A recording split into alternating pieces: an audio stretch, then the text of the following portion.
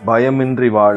பிரியமானவர்களே, வாழ்த்துக்கள். எந்த சூழ்நிலையிலும் பயப்படாமல் தைரியமாக வாழ என்ன செய்வதென்று யோசித்துக் கொண்டிருக்கிற உங்களுக்காகவே இன்றைய நல்வார்த்தை. உத்தமமாய் நடக்கிறவன் பத்திரமாய் நடக்கிறான், கோணலான வழிகளில் நடக்கிறவனோ கண்டுபிடிக்கப்படுவான். நீதிமொழிகள் 10:9.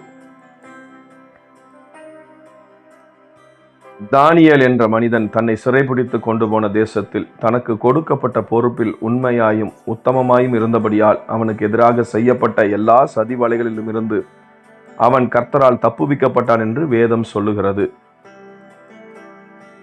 இதை வாசிக்கிற அன்பரை, நீங்களும் கூட எந்த தீங்குக்கும் எந்த தீமையான சூழ்நிலைகளுக்கும் பயப்படாமல் இருக்க உத்தமமாயிருங்கள். உண்மை என்பது கொடுக்கப்பட்ட பொறுப்பில் உண்மையாக இருப்பது. ஆனால் உத்தமம் என்பது உங்கள் வாழ்வின் எல்லா காரியங்களிலும் உண்மையாயிருப்பது ஆகும். உங்கள் மடியில் கனமில்லை என்றால் வழியில் பயமில்லை என்று முதியவர்கள் சொன்னதை கேள்விப்பட்டிருப்பீர்கள். நம்மிடத்தில் எந்த தீமையான காரியங்களும் இல்லாமல் இருக்கும்போது, நம்முடைய கைகளும் நம்முடைய வாழ்வும் சுத்தமாக இருக்கும்போது நாம் எதற்கும் பயப்பட தேவையில்லை அல்லவா? எனவே உங்களுக்கு கடவுள் தந்த குடும்பத்தில், வேலையில், தொழிலில் உண்மையோடும் உத்தமத்தோடும் நீங்கள் இருப்பீர்களானால் எந்த தீங்குக்கும் பயப்பட மாட்டீர்கள். உத்தமனுக்கு கர்த்தர் துணை என்று வேதம் சொல்லி இருக்கிறபடி உத்தமமாய் நடக்கிற உங்களது வாழ்வில் எல்லாமே நன்மையாக முடியும்படி கர்த்தர் அனுக்கிரகம் செய்வார். எனவே நீங்கள் பயப்படவும் கலங்கவும் தேவையில்லை. கர்த்தரின் கிருபை நம்மோடு இருப்பதாக. ஆமேன்.